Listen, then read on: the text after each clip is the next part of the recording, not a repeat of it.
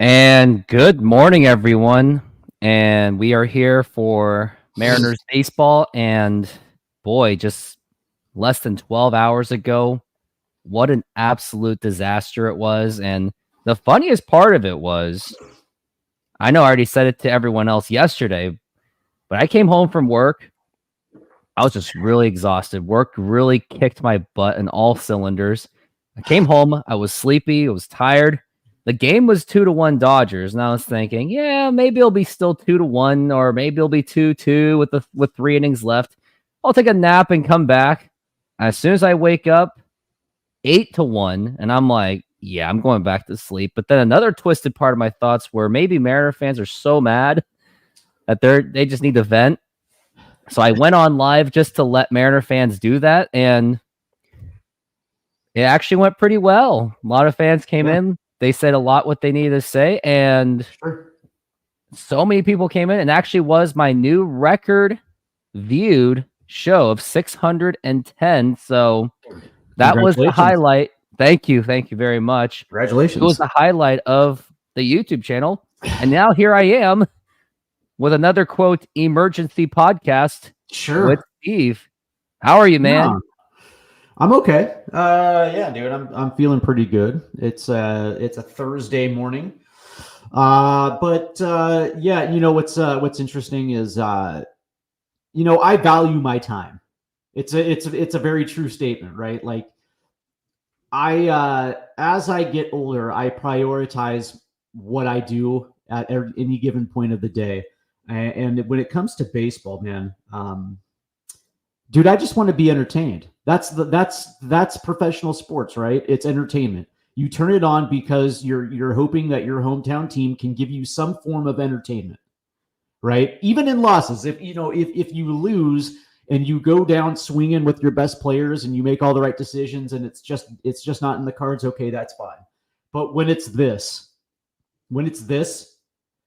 and every single season in your like every single game, it's something ultimately goes wrong, and it's it just for whatever reason, man, your team goes down in flames. It's just not fun to watch. Yesterday, dude, when it was 3-1, I turned it off. I was like, dude, this is not gonna trend in the right direction. These Mariners are not going to hold the Dodgers to 3 and storm back and win 6-3. That's not going to happen. As a matter of fact, 3-1 turned into 8-1 or 8-2, and then it was like 8-4, and I was like, yeah, okay. Like that's I turned it off, and I was like, eh. Like I don't blame you. There's no. That's the thing. It's like right now we are hoping and praying that this team can snap out of a historically bad spin with a historically bad offense. And it's like, it's like watching somebody throw darts at a dartboard, hoping something sticks. It's like watching the New York Jets. You know what I mean? It's like every single year, it's like, does this work? Does this work? Nope. Okay. Does this? Nope. Didn't work. But, it's like pivot. Nope. It's like Teoscar Hernandez. Nope. We can't do that because he had 300 strikeouts. And it's like, then you see him, then you see him in LA just crushing a baseball, and it's like, okay, yeah, that probably was the wrong move.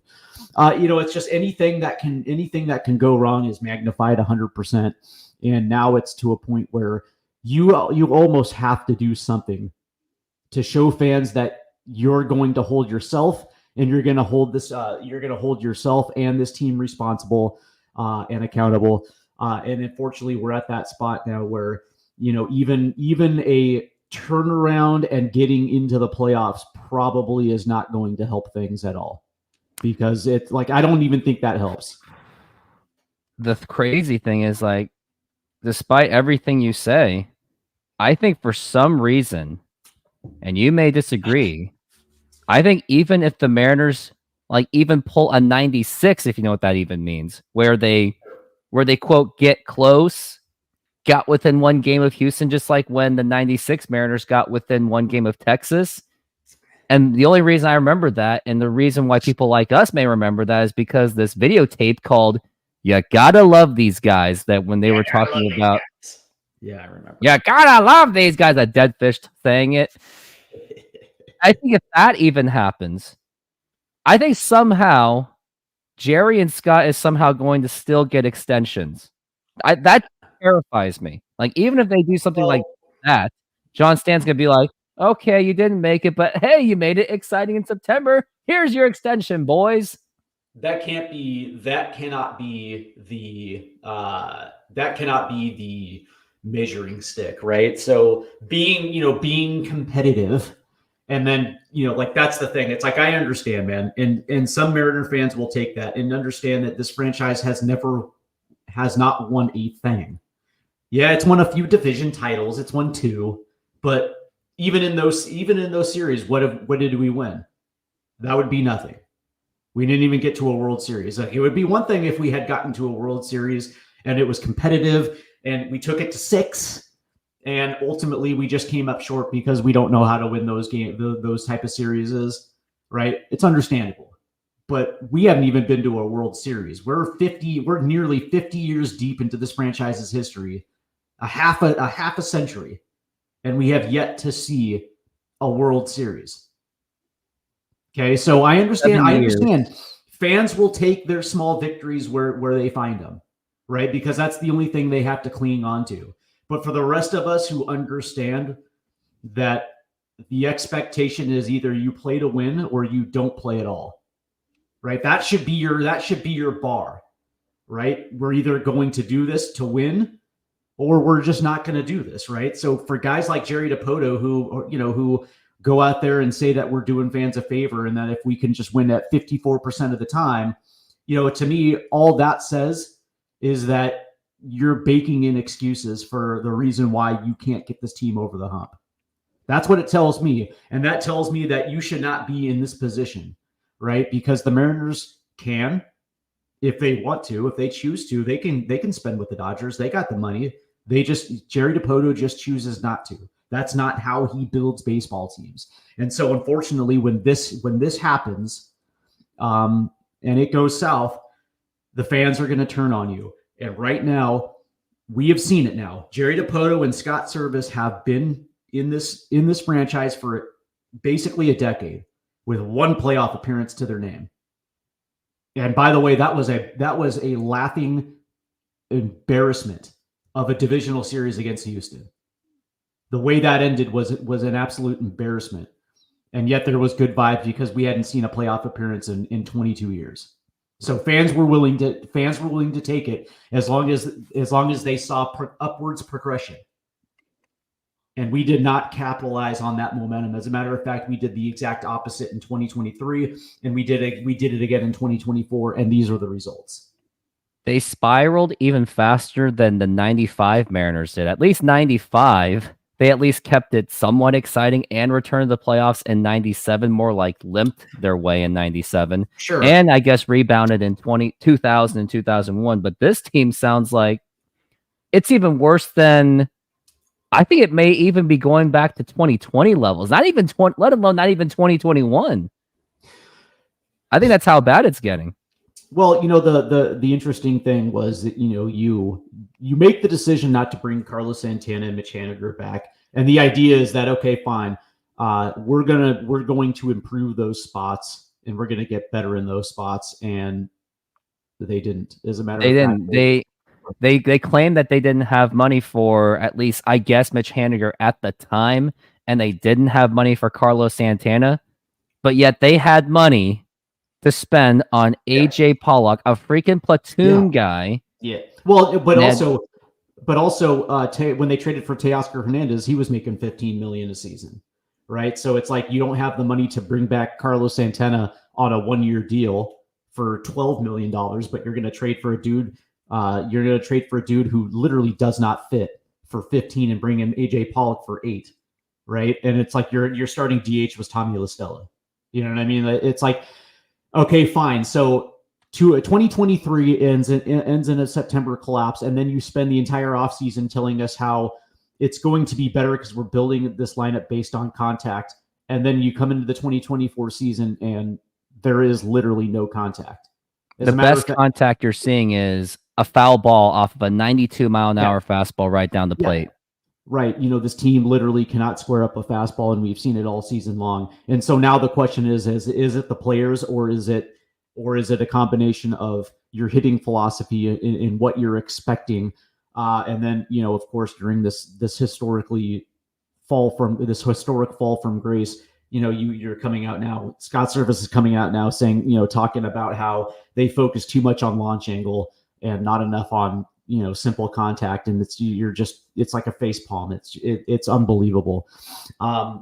So as far as I'm concerned, man, I have a feeling I know how this is going to end, and it's not going to end well. And it's a shame too, because right now we're in the midst of one of the best starting pitching rotations I've seen in this franchise's history, and it almost seems like it's Felix Hernandez all over again, right? You're wasting something special, and it's not just let's fire Scott, although that would be a step in the right direction, because you're showing accountability. You're holding yourself accountable as a franchise and saying, okay, you know what, it is what it is. But the reality is, it's only 50% of the equation, because Scott didn't build this team. Jerry built this team. Jerry's the one that stood front and center in the offseason and said, this is going to get better because we're building this around contact. And it makes it even embarrassing when you see Teoscar Hernandez in the Dodger uniform just absolutely crushing a baseball. That makes it worse. To me, that makes it worse, even though I don't think that Teoscar would even come close to those numbers in a Mariner uniform. But it magnifies things even worse. It makes it even worse. So, unless John Stanton cleans house, and unless he does that next year, I'll cover the Mariners, but at the end of the season, I know exactly where this team will be, and it won't be in a World Series. Couple crazy things. And first, I'm gonna go with Teoscar. And first off, I will still eat my words saying that it was a great decision to get rid of him, but that was only because it was under the impression. I was like, okay, they're going to save $20 million to get hopefully someone better, which that didn't happen. But the scarier part is, had the Mariners just write a $20 million blank check, they could have just wrote a fake check to Teoscar Hernandez for the qualifying offer. And he says no, which he probably would have, because not only would he probably want to play for a winner, but he also had his complaints about T-Mobile Park, I guess. Had he say no to that, Mariners get a first-round pick, where maybe Jerry Dipoto would have gotten his first-round pick and used it on prospects that he would have loved to hoard for the next 4 years if he even is around. But the Mariners didn't even do that. And even I'm one of those fools that say, yeah, you know what, let's not extend a qualifying offer. Let's maybe save money on Shohei Ohtani. Nope, didn't happen. Nope. And the crazier part is, and I know I said this countlessly on the shows, had the Mariners just stood pat, even like, let's say they don't even trade Paul Sewald, and they just kept the same team together for the entirety between then and now, I think the Mariners could be in the lead with that division, because you would have kept Eugenio Suarez. You would have kept a young and hungry Jared Kelenic. I'm not saying Kelenic would have been any better, but honestly, I think we could still use his Atlanta numbers, and they probably still would have been similar to Seattle anyway, because I think that's just what we're seeing out of Jared Kelenic. Right. And we would have had Eugenio Suarez. Right. I think he was the true manager of the Mariners last season, the last 2 years. And since that leadership's gone, the chemistry just died. So had the Mariners just did the bare minimum, just do nothing, they'd be a much better team. Possibly had they just kept everything, have they kept everything intact from 2023 and then just added Randy Arozarena, right? So your outfield is Kelenic, Kelenic, Julio, and Randy Arozarena. You know what I mean? Like, yeah, maybe. But it is what it is, right? The decisions were made. This team got progressively worse. The trade for trading Robbie Ray for Mitch, a fossil Mitch Haniger. And I also said I also signed off and said, you know what, it's okay, because I don't want to wait on Robbie Ray for July. Well, you're just bringing vibes. You're trying to recreate vibes. You know what I mean? Like you're trying to bring the good vibes back. But the interesting thing was it's like when you look at some of these deals, The first thing I do, it's funny, like when it comes to veteran acquisition, I always look at age. And I always look at Major League service time, right? Like, Polanco has been playing baseball since he was 19 years old at the big league level. He's 31. So he's already been doing this for a decade, right? So you're starting to wonder whether or not maybe this is the beginning of the end. Mitch Haniger, who has dealt with injuries for the last 6 years of his career, you're wondering, he's 33, and you're wondering if he's either still in his prime or if his injuries have caught up. And of course, Mitch Garver, who's also been dealing with injuries, he's also 33 years old. You know what I mean? And it's like, well, it's one thing to bring veteran leadership in, but you also have to wonder whether or not this is like, is Jerry DiPoto trying to bring in high risk, high reward guys, right? Guys who are at the end of their primes. Maybe they can milk out one good season left. You know what I mean? It's like,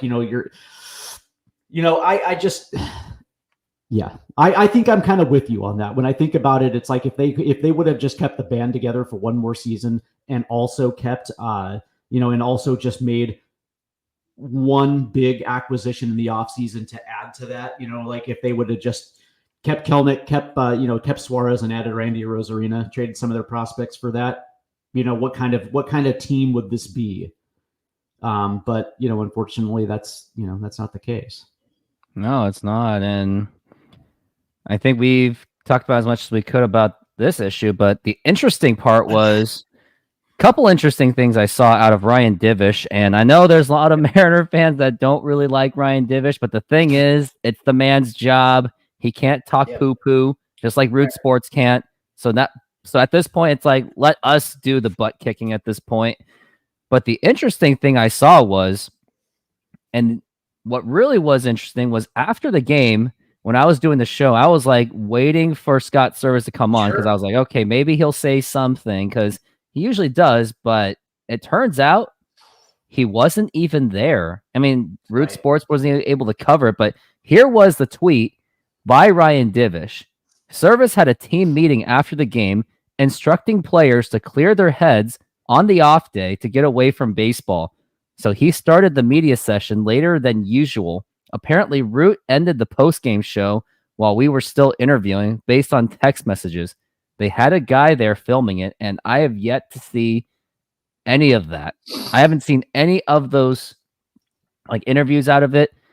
And the red flag I got out of that was, if I'm the manager of this team, I would have not given them the day off. They'll get a nice little sleep in the plane ride. Maybe that's where they can take their mind off. But then once they land in Seattle, they're going straight to practice and they're going to work on everything. Like, I'm not giving them a day off. I'm making them grind through this because this road trip is unacceptable. Like, the road trip, they should have not been 1-9. If they had kept 5-5, we're tied for this division. If they just did the bare minimum, played 500 ball, sure, they are tied with Houston. What were your thoughts when Ryan Divish reported that? Like, Scott Service say, "Oh yeah, take a day off, guys." Well, initially, and this was before that. The days off comment. With him holding a team meeting and telling everybody to take a day off. When I didn't see that presser, I thought the hammer was coming, right? Because this is getting out of hand. This is getting very, very, very much out of hand. It's a 1-8 road trip, man, against teams that, outside of the Dodgers. You understand the Dodgers, right? You would expect them to show up at least against the Dodgers and make it competitive. Nope. The Tigers. No, you got nothing. You know what I mean? Like this is, I was at that Detroit series and it looked like a team that literally did not give a shit. And I apologize for making those remarks, but that's a direct reflection of the arrogance of their manager, where it's like, it's okay, it's all good, man, everything is good. Like, we're not like, there's no worries. Day off. Just take a day off, man. No. How about you take a day off, bud? How about you clear your head? You know what I mean? To me, I thought the hammer was coming, and I know Divish went on to say that firing DiPoto firing Jerry does nothing to improve the direction of this team. And, of course, he's got to say what he's got to say. But the reality is that,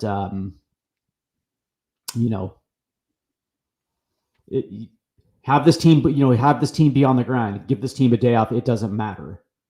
It doesn't matter because this team is flawed. This team is absolutely flawed. And so, go ahead. Give them a day off. Get them, tell them to go to the beach. Tell them to go to the zoo. You know what I mean? Like, whatever. Like, because when they step back on the field, it's going to be the exact same team with the exact same problems. You know what I mean? It doesn't, like, to me, it doesn't matter. Like, it is what it is. Like, this is the team that Jerry Dipoto put on the field. Flaws and all. It is what it is. So it doesn't matter. Right? And so until you are willing to do the uncomfortable decision, which is hit the reset button, hit the refresh button. Okay, whatever, man. Take as many days off as you want. Whatever. Take a mental break day. Go full Julio, right? What Scotty did earlier this year with Julio, giving a mental break day, mental health break day. It's like no, like whatever. How about let's throw a nice little birthday party for one of the Mariners in July in the middle of their meltdown. Like when I saw that picture, yeah, I know a lot of people gave me flack for it. They're like, oh, but they're just having a mental health night. I'm like, oh, come on. They didn't even seem focused. They just seemed focused on partying. I'm like, you could do that in the off season, sure, but not in the middle of the season where Houston's kicking butt and the Mariners are losing their division lead. That's why I had issues with that party. And I think it's catching up. I know that's too much to see and too much to read into, but everything we have seen, I think the dots are connecting. And the other thing I wanted to touch on was there was that article by Ryan Divish, and the title was Mariners manager Scott Service keeps focus on field with fans, clamoring for change. I'm not able to read the whole thing because I'm not subscribed to it, and I don't really have a reason to subscribe to Seattle Times, but did you read that article? Were you able to access that article? Oh, so no, because I don't have a reason to subscribe either. But I'll just say this: that man, the pitch for the village is coming with pitchforks, man, and that's the reality, right? Understand that Scott Service is a manager of a professional sports team. Okay, this is like baseball, just like football, just like basketball, soccer, whatever. It's results driven. Okay, you are responsible for winning. You'll take the credit when the team wins, but you also have to be willing to take the credit when the team is absolutely not performing up to standards. And understand that the expectations were set by the Mariners, not by fans, by the Mariners themselves. Last year with that crazy commercial where, like in the clubhouse, where on the whiteboard it says World Series bound. Like that was set by the organization themselves, right? They're the ones that fired up the fan base only to be let down. Like this is not on the fans for putting the expectations high, but regardless of who sets the expectations, there is a certain amount of culpability when it comes to the performance of this team that you have to be willing to eat when things turn south. And this is where we're at. Okay. The Mariners had a 10-game lead. Even with all the flaws, and yes, it was a lot of it had to do with the Houston Astros getting off to a bad start. Understood. But they had a 10-game lead. And you bait these 10-game leads for bad times with the eventual result that you're going to be able to rebound, but the Mariners have not been able to rebound. Okay. At this point, Scott Service is responsible. It's his team. He stands front and center. He's the one that's in front of the microphone after every single ball game. It's his team. And he has to be the one that, he's responsible for this. Like this team, Dustin here in the chat room says Scott's in an impossible position. These guys are 215 hitters. Exactly. He has to be the one responsible for that one. And unfortunately, he's the one that takes the bullets. He's the one that takes the shots, man. And he's not even taking responsibility. All he is saying in every single press conference, same exact thing. Yeah. Like, let's do a role play. Like, pretend you're Scott Service, I'm the media. Yeah. So I'm gonna be Sure. like, hey Scott, take me back to that game. Like, what was with that decision that you made and about putting in, like, pulling your starter after just 85 pitches, and take me about the fact that the offense kind of is not playing up to their expectations. Everything's great, man. There's no worries. All the vibes are good. Don't worry about it. Everything's good, man. We're gonna be there, and we're gonna be there in September. It's not about it's not about the decision in itself. It's just the results didn't go our way, and we felt that Sauce had the ability to get that left-hander out at the time, so we made the decision, and it just didn't go our way. Such is life. That's exactly what he says. Takes absolutely zero responsibility, and he doubles down about it. And he thinks it's like a winning decision. Like, and the vibe he's giving off is like, oh yeah, we're just load managing so we can just get ready for the playoffs. But here's a reminder: Scott Service still load managed during the playoffs. Example: he yanked Logan Gilbert in Game 1 of the American League Division Series of 2022 after 84 pitches. Granted, yes, he gave up 3 runs. Sure, but he settled down. Right. He cooled their offense eventually, and then he lets the whole bullpen. To me, it's the arrogance, right? It's like, I like, this was like about a week ago, maybe a week and a half ago, where in his post game, he's like, yeah, we're just doing these things to prepare ourselves for the playoffs, and I was dumbfounded. It's like, playoffs. It's like, there's a good shot that you're not even going to be in the playoffs. And every game, like, this was like, maybe it was like in and around the deadline area where it was like, listen, man, you're now in a 60-game sprint to the finish line, and every game matters. Every game matters. So every decision that you do that's botched is magnified, 100%. Like, you have to, like, it's not about the playoffs. It's about the game that's right in front of you. And every game there has to be a sense of urgency, which means you're going to have to be maybe a little bit more aggressive than you would like to be, which means aggressive early in count, stealing bases. You know what I mean? Doing the little things that are necessary to win. And that is not happening at all.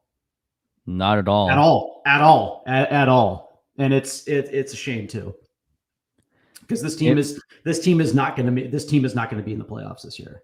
It's not, unless the only light that we see at the end of this tunnel right now is, hate to say it, it's the schedule. Houston has a more competitive schedule. Mariners have a less than competitive schedule. But here's the problem.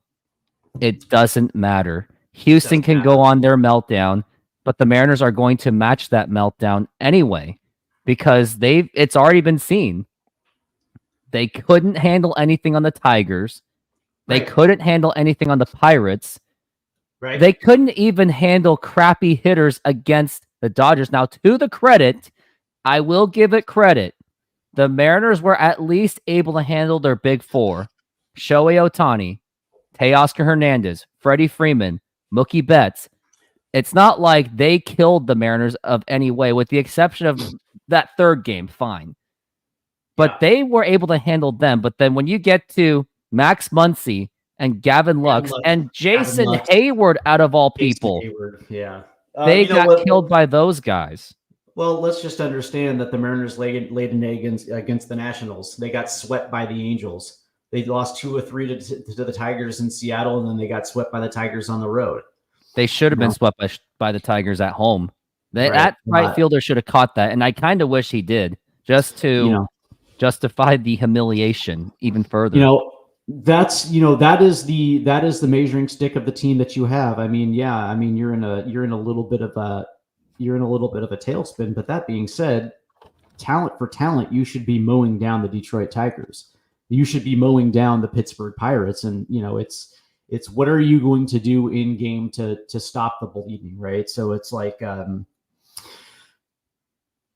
what buttons can you push to reverse these things? And it's like, so when you have a starter that's going bad, you know what I mean? Are you immediately gonna hit the pause button, and try to save your pitcher? Are you going to continue to roll him out there? Are you going to are you going to play the matchups like you constantly do, or are you going to switch things up? Are you going to allow your lefties to lefty hitters to face lefties every once in a while? Because the guys that you have that are on your bench that you're trying to play the matchups for just aren't cutting it. You know what I mean? That's sometimes you have sometimes as a manager, you just have to do things out of order, just out of attrition, because certain things just are not working.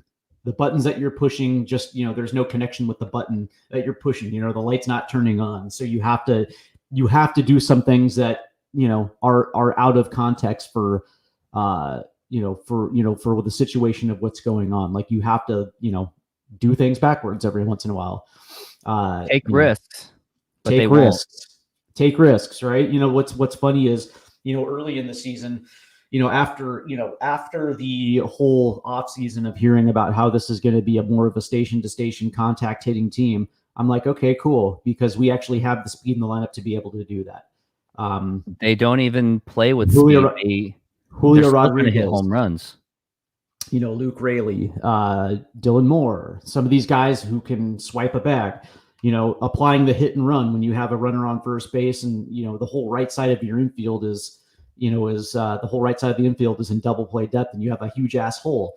So, are you going to dial up the hit and run? Are you going to put the game in motion? Are you going to put pressure on the defense? Nope. They won't even bunt when there's like a guy at third with 0 outs, and they won't even do that.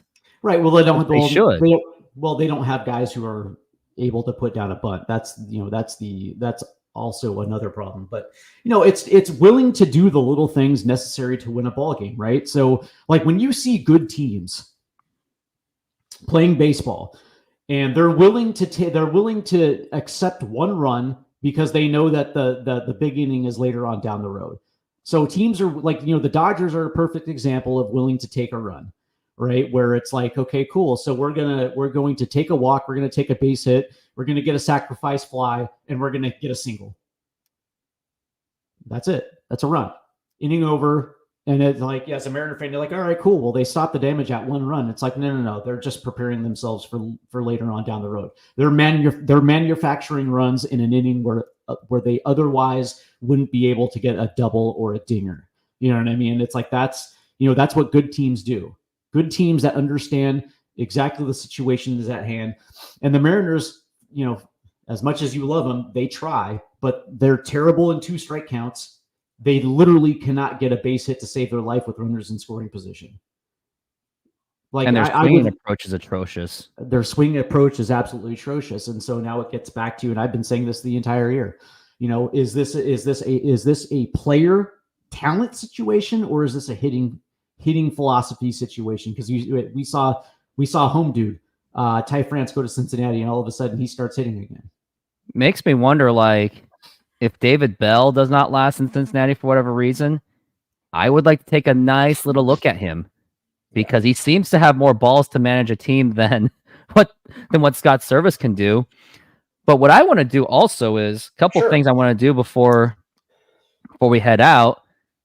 I want to check out this road trip. The Mariners were 1-8, which Flick of the Switch did correct me on that. Thanks very much for doing that. I want to go to each game and let's just see if the Mariners if we can reflect just a little bit. We don't have to go too much into detail. But we're going to say yes or no if that was a winnable game. The first one, of course, Mariners got routed by the Tigers 15-1. And I'm going to say, I'll give that one a pass. I know I'm not supposed to, but you're going against Scooball. Fine. I was like, okay, fine, whatever. It is what it is. It was just bad baseball. I'm not going to lose sleep over that one. Wednesday, 3-2. I think this is the one they pulled Brian Wu. Actually, that was the one they pulled Brian Wu. Yeah. That one they should have won, because had they just kept in Brian Wu one more inning, or if they let Andres Munoz pitch one more inning or whatever it was, they were like literally one good decision with their pitching to win that game. That one should have been a 1 game. I'm going to put 2 and 7. That was the game that I was at. That second game where Brian Wu was on the hill the day after George Kirby absolutely got rocked. And oh, by the way, he left George Kirby in there instead of absolutely like pulling him right when it was apparent. You know what I mean? Like right when it was apparent that George Kirby didn't have his stuff and he was getting lit up, that should have been the moment he hooked him, and they should have went to a bullpen day, right? They should automatically just hit the about face and went with a bullpen day, bringing in a guy like Colin Snyder who can pitch a few innings and just righting the ship right then and there. But it didn't happen. Game 2, Brian Wu has a beautiful game, and I thought Scott was gonna pull him after 5. You know what I mean? Because Brian Wu has been dealing with injuries, and you're wondering whether or not there was going to be another short leash type of start for Brian Wu. And I was surprised when he got into the 6th. And then I was surprised again when he pitched the 7th. So I was okay with him not coming. I was okay with him not coming out in the 8th because, I thought Scott was doing something uncomfortable by letting him go 7 to begin with, anyways, right? But he makes the right decision. He doesn't dink around with his bullpen. He brings out Jimmy Garcia, right? That's the right move. He brings out Jimmy Garcia, and unfortunately, Jimmy Garcia right now is just not pit.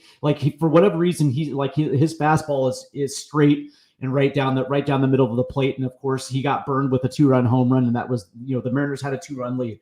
The biggest problem in that game was the fact that the Mariners couldn't string together multiple base hits. They were able to score 2, and they had a 2-run lead in the bottom of the 8th inning. Right now, imagine if this was a 4-1 game. We're not having this conversation, and I agree. At least in that game, the Mariners lost with their best players. You know what I mean? At least you can say that. They're less lost with their best pitchers. I'm willing to accept that loss, but I agree with you. That should have been a win. So we're gonna say 2-7 now. The next game I thought was even more frustrating because Bryce Miller was dealing the heck out of it, and Scott Service still pulled him out. I said just one more freaking inning doesn't happen, and that's where I think Jimmy Garcia was pitching that game again, so that's where he was being overused. Yeah, they did Jimmy Garcia. They could have used anyone else at least. They could have used Chargois. Well, I liked it.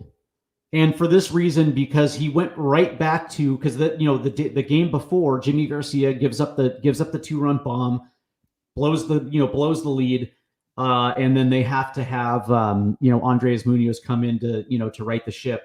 And I like the fact that Service went back to Jimmy to show him some faith that that he didn't lose faith in the guy.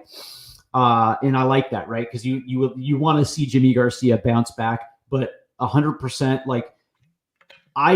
This is this is the first time in a long time that I've seen Bryce Miller that electric. That dude was unhittable.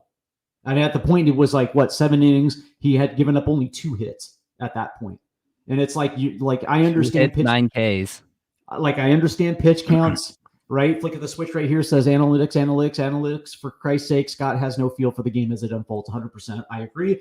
But that being said, it's sometimes you have to throw analytics out of the out the window and do again, we were just talking about this is where you have to do things that are uncomfortable and that go against conventional wisdom to try to stop the bleeding. If that means having Bryce Miller come out for one more inning, or at least start the 8th. If he gives up a single or a double, fine, pull him, but at least bring him out to start the 8th. But again, that was a situation where in game 2, it's a bullpen day. You can only manage 2 runs against the Tigers, one of the worst bullpens in baseball. You only manage 2 runs. And again, in game 3 of that Tiger series, you're managing only 1 run on 1 hit. That's it. 1 run on 1 hit in game 3. And that was on a bases loaded walk where they scored. 1 run on 1 hit. 1. I think we can agree that they should have won that game easily. Oh, without a doubt. I mean, your lineup, but what's funny is your lineup 1 through 6 is fine, but then it's Canzone, Moore, and Rojas. We're gonna say 3 and 6. What's funny is the the Mariners should have went 2-3, 2-1 on that in that Tiger series. They had very good start. They had very good to great starting pitching in that series outside of the George Kirby loss. And yet that offense managed what? Barely anything. 4 runs. They managed, maybe? yeah, 4 runs. 4 runs. It's ridiculous, man. Let's go to the Pirates series, and let's speed up just a little bit. The Friday game against Paul Skeens, was that one winnable, or was that one like, there was nothing much you could have done? No, that was actually easily winnable because it felt like at times that the Mariners, it felt like at the times the Mariners had Skeens on the ropes. You know what I mean? There were times where I was like, oh, okay. Because I coming into that game, I'm like, okay, cool. This is going to be a 12 strikeout game because Paul Skeens has been absolutely dealing this year. And I'm like, oh, crap. It's Paul Skeens. And to the Mariners' credit, they had him on the ropes a few times. But, again, but this was like the reverse opposite where, Logan Gilbert, 3 runs on 5 hits. Like when you're looking for that consistency in starting pitching, it just wasn't there. And, he only goes 6 1/3, 3 runs, 5 hits, 6 Ks, 2 walks, and, against a team that literally plays with no fear on offense. Like that's what you like. That's what I love about the Pittsburgh Pirates when it comes to their offensive approach. It's like, I'm just going to put the bat out in front and like wherever it lands, right? And more oftentimes than not, it results in base hits.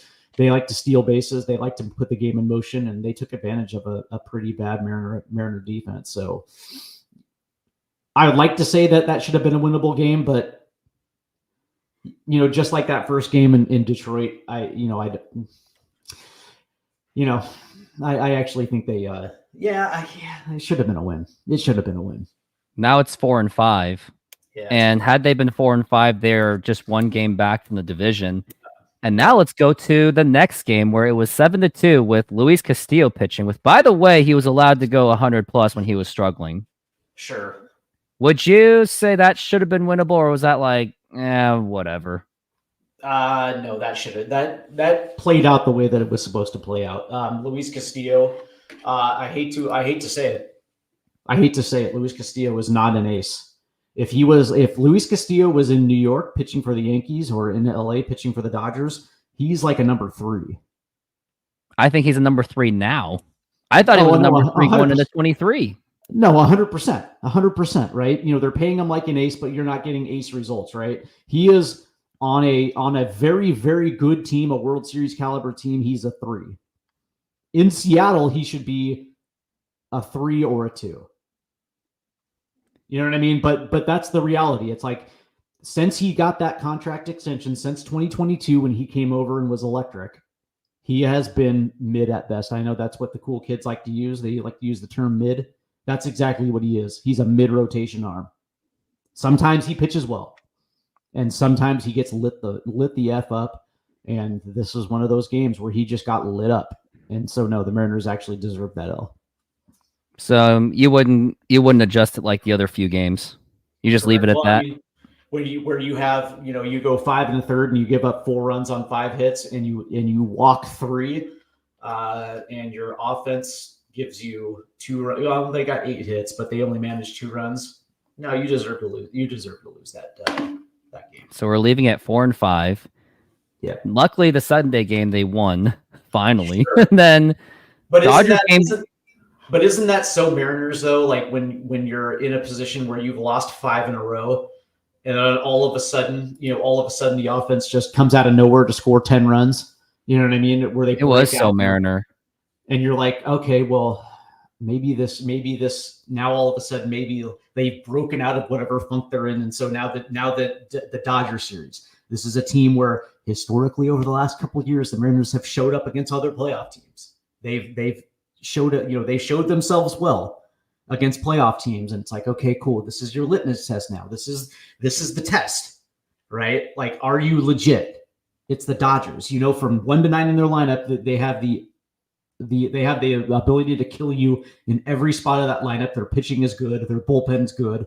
Now this is going to be like, can you win the 1-run game? Can you do it? Nope. To the Dodgers game, game 1, Brian Wu. Yeah. Would you consider that winnable, or like there was nothing you could have done? Granted, Brian Wu pitched very well. It's just they completely fell apart. You know, the interesting thing is that you're going up against A guy, Gavin Stone, who's been decent this year. And it's so you're going, good starter versus good starter. So you would assume that the scoring is going to be low. So you're going to have to pick and choose your poison. But what the interesting thing was, Brian Wu pitched well, pitched 6 1/3. And he did his job. And again, Jimmy Garcia extended things. I just think that when you look at, I'll give you credit, man. I will say that we did a very good job against Shohei Ohtani and some of the big boys in their lineup. We kind of neutralized their ability to do damage, right? And so at that point, it's up to the Mariner offense to be able to deliver. I think they earned that loss in that one too, because for a team that was able to manage, for a team that was in a position where they possibly could have, they only managed 2 hits in that game. So would you leave it at 4 and 5 at that point? I would say that was easily a loss. So we'll leave it at 4 and 5. And I think we're just going to agree that the game game 2 days ago should have been a winnable game. So it's going to be 5 and 4. And then probably, even with their 5 and 4, yesterday probably would have been the same thing. But at least those other games would have been salvaged. And had they've just gone 5 and 4, they would still be right in the tails of Houston. Could have tied, could have been within 1 game. So again, had they just made one little good decision on each of those games, could have gotten 4 wins out of that, and they would be either tied or a game back. The second game really bugged me though, because for finally, what like when you and I get together and we talk when we do a broadcast, and what do I always say that I want to see early? I want to see the offense get off to a good start, a couple runs, early. Put a team on the ropes, give your starter some breathing room, right? So they don't feel like they have to be perfect every single time they touch the rubber. And listen, they got 3 runs early. They were up 3-0. Like, that should be enough. And I was jazzed because Cal Raleigh gets the double, and then Polanco hits gets the base hit that scores 2 runs, and all of a sudden there's vibes, man. I was like, ooh, they got an early lead. Ooh! I was like, this is not Mariner like. And then Bryce still gives up 2 on 5, and he only goes 4, and then Snyder pitches pretty well. Saucedo had a little bit of a rough go, but the bullpen, man. Yeah. The bullpen. Well, this has not been a good bullpen. This road trip has not been good for the bullpen. It has not. And now, but yes, I agree. If they, if they did their job that they were supposed to do and managed to take 2 out of 3 in Detroit, and 2 out of 3 in 2 out of 3 in Pittsburgh, and even 1 out of 3 in Dodgers, we would have been okay with that. We would have been fine with that. As a matter of fact, it wasn't perfect, but it also wasn't a train wreck. All they had to do was go 2 out of 3, 2 out of 3, and then 1 out of 3 with Dodgers. We would have been okay. But going into the series against the Giants, and this is going to be the last topic until I got to go, but here is the starters that are lined up. Friday, Luis Castillo against Birdsong, who I just added to my fantasy team because you want to put a +5 fantasy guy, or +5 pitcher, a plus ERA 5 pitcher against the Mariners because he'll get 10 strikeouts magically. Saturday is going to be interesting. It's going to be George Kirby against Blake Snell. And I have a feeling Blake Snell is going to come out with a chip on his shoulder because he also admitted that the Mariners never even made an attempt. They never even dialed his number. And the Mariners somehow allowed the Houston Astros and the Giants to go all the way to Shoreline, Washington, where Blake Snell's hometown is, Yeah. They went to take a look at him, to talk to him, and right on the Mariners' backyard, and the Mariners didn't even attempt to even make a conversation to see what's possible. So I think that's going to be I think he's going to have a chip on his shoulder, and I do expect the Giants to win that game. I would too. It's ridiculous, right? Like, you didn't even call him and say, hey, so, we're your hometown team. We know that you're interested. What are you looking for? Nope. Okay, that's a little too pricey. Okay, fair enough. Go to the Giants. They didn't even do that. They didn't even check in to see what he was asking for. This Giant series, I wouldn't be surprised if we lose 2 out of 3. The only one I can see is maybe tomorrow. Saturday. I don't even know about that. Sunday game, Brian Wu versus Harrison. I mean, for some reason, with the vibe that's going, I could still see a sweep out of that series. I hate to say it, but I could just see it. Yeah, here's the interesting thing. Who's throwing against Snell on Saturday? George Kirby. Here's what I can see. I can see Luis Castillo getting absolutely bludgeoned. I can see them getting bludgeoned on Friday. I just don't see I don't see how Luis Castillo is like, maybe he pulls vintage Castillo and goes 7 and only gives up 1, but the way he's been trending lately, he's been getting absolutely bludgeoned. I can see Kirby and Wu pitching well. We're talking 7 innings per start, keeping the score low, keeping the Giants off the base pass. But again, this all comes back to what type of offense is going to show up. If Scott's giving this team a breather, telling them to sit in a hot tub, go to the zoo, get your mind off of baseball for a full day. Okay, fine. So what offense is going to show up? Actually, I don't think anyone's going to show up, because, like I said, if I was the manager, they should spend an entire day at T-Mobile right when they get off the plane. Maybe give them an hour nap, but then after that, practice, grind, because discipline's needed.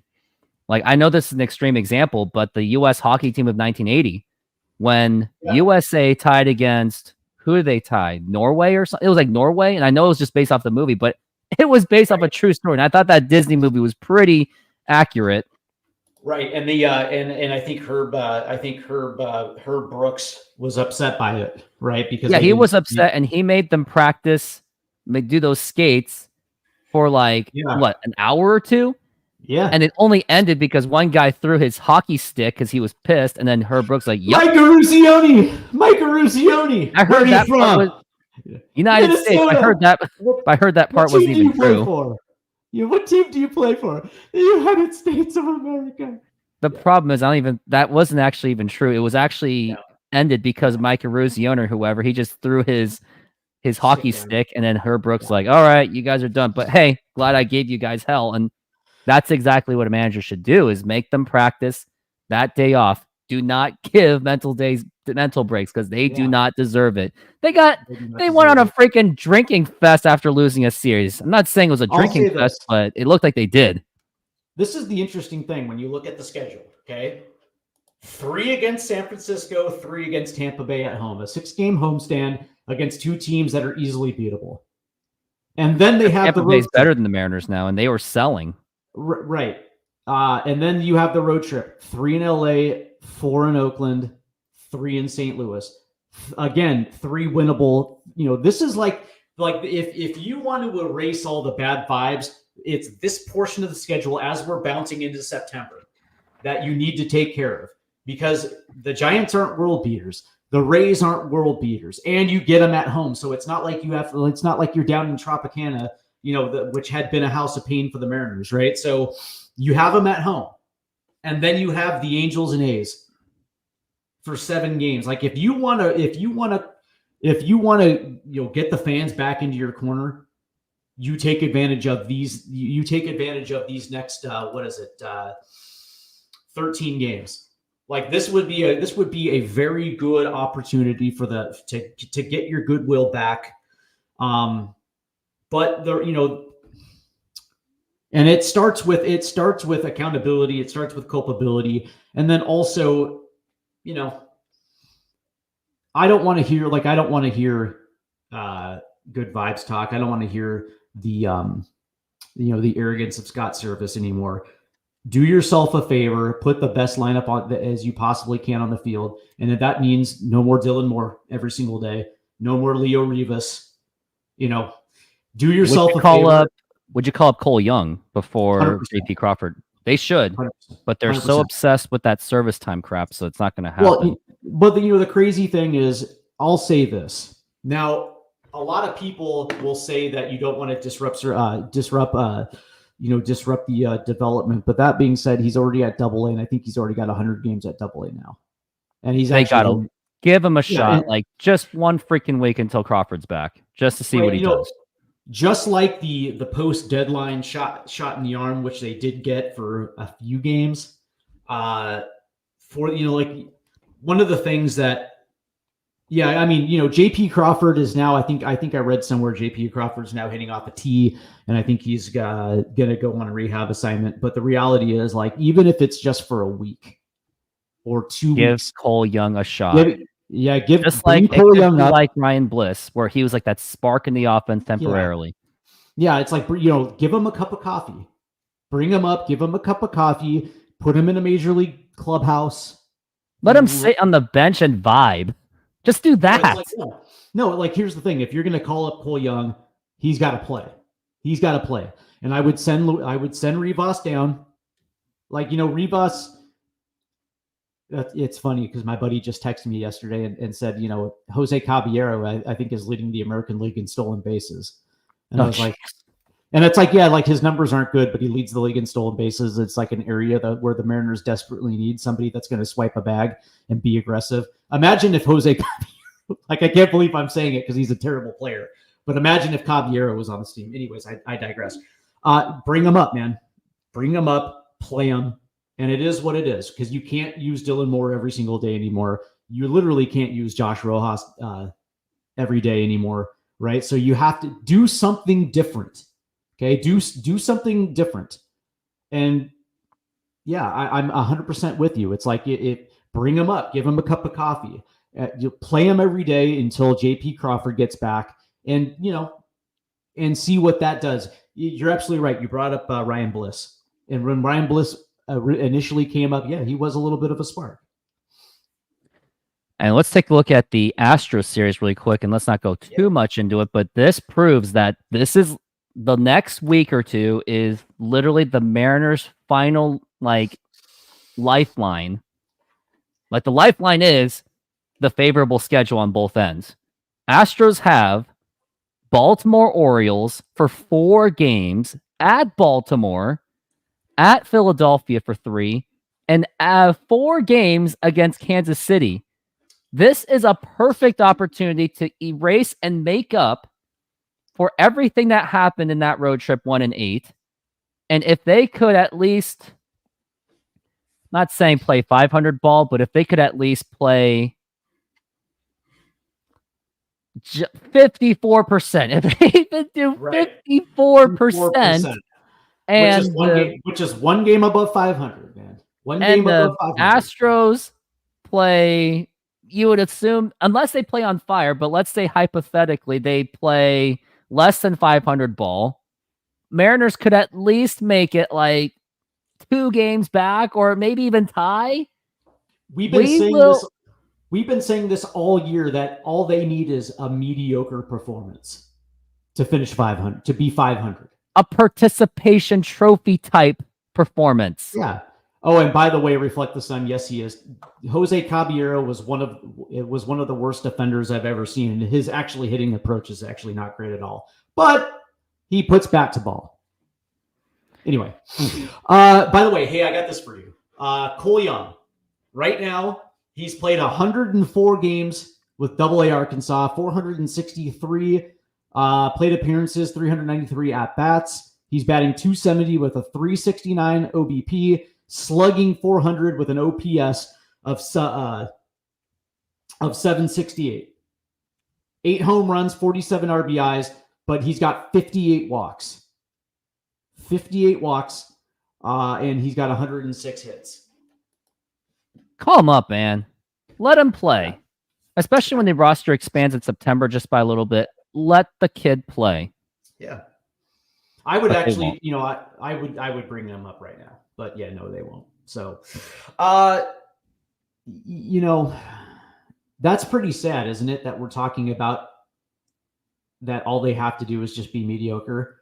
You know, a performance trophy, you know, like a participation trophy level type of type of performance. Like, they don't have to be great, but can you just be mediocre? Like that's where we're at. Even maintain a 236 batting average like the Mariners did in 2010, and they might actually play pretty well. That's all they got to do. Like Softy said, you just got to be mediocre. The funny thing is the 2022 Seattle Mariners didn't necessarily light the world on fire offensively, but they were mediocre. And it was good enough to get them in. Just good enough. Didn't light the world on fire. 2023 Mariners could have done the same thing. They were 12th in Major League Baseball in offense, which we were saying it was a bad offense, but they still kind of did okay. It was a bad offense. But yeah, I mean, they did just enough. Enough. And and you mentioned earlier, like, if had they just stood pat, right? So yeah, okay, so maybe they don't bring back Teoscar Hernandez and they still trade for Randy Arozarena. But or Luke Raley. You're right. Well, you get what I'm saying, right? So yeah, they still have Jared Kelnick and they still have Suarez playing third base, right? And they just make the deal for Randy Arozarena instead of Teoscar Hernandez. What could have been? What could have been? Like, that's, by the way, that's mediocre. That's mediocre. Just like 95, had they just done mediocre with their moves, like kept Tino for one more year, Bill Risley, Andy Bennis, Vince Coleman, had they just done that, they win the division. And they would have embarrassed the Yankees. Because the Yankees wouldn't have Tino. They probably would have overpaid for a first bit. They would have gotten probably Paul Sorrento. And I will still take Tino over Paul Sorrento. But by the way, they could have easily done way better than Andy Bennis. Andy Bennis, when he was in Seattle, still wasn't great. He really wasn't. But you know what he did? I'll give Andy Bennis this. He ate innings. He was like Tim Belcher. The reason why they brought him in is because he would go 6 innings per start. He'd go 6-7 innings per start. He would eat innings. Now, he would also give up 3 or 4 runs, but you also had an offense that was like averaging 6 a game. So, you can get into a bullpen battle, but I digress. What are they saying now? Hey, if last comment of the day I'm going to say is, if Scott Service gets fired today, will he have an emergency stream? Yes. I'll think about it. I'll personally think about it because I'm not sure yet, but we'll see. No, if you don't, I will, because yes, that is a reason to celebrate. It is a reason to celebrate. It would be. Before we go, I'll just say this: that it's time. It's time. This franchise has given them a decade. Has given them a decade of run.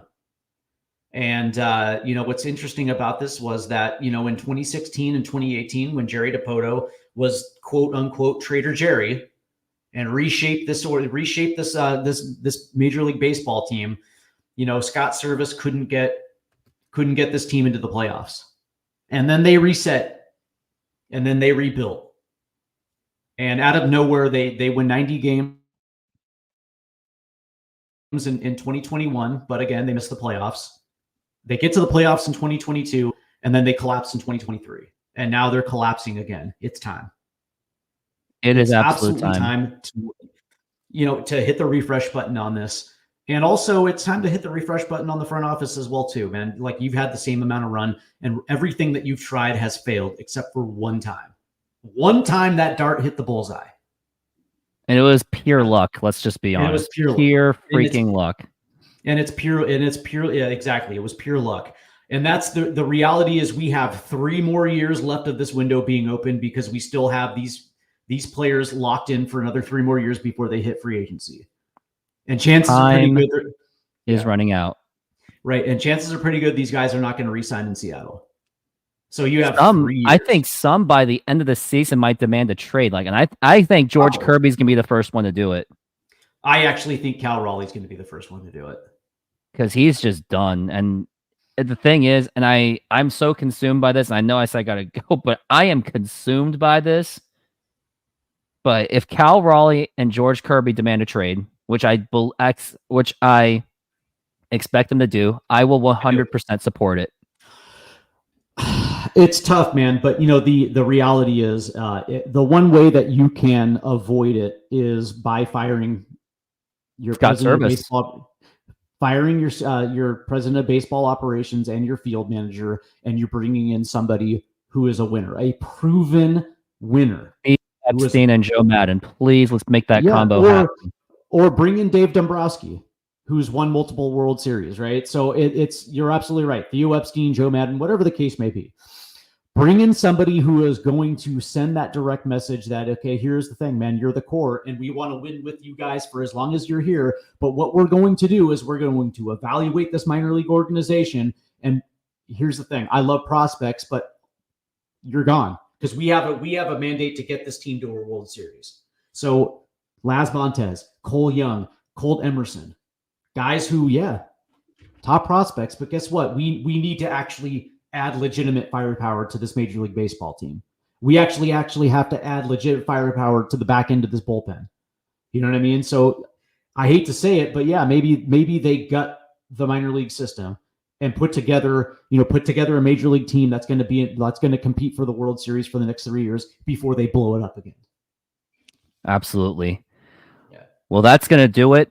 I just want to say thank you to everyone. We had quite the engagement this morning, considering it was starting at 6:30. I'm glad I was able to soften up the bad traffic driving to your 9 to 5 dreading jobs, or if you were getting ready for work.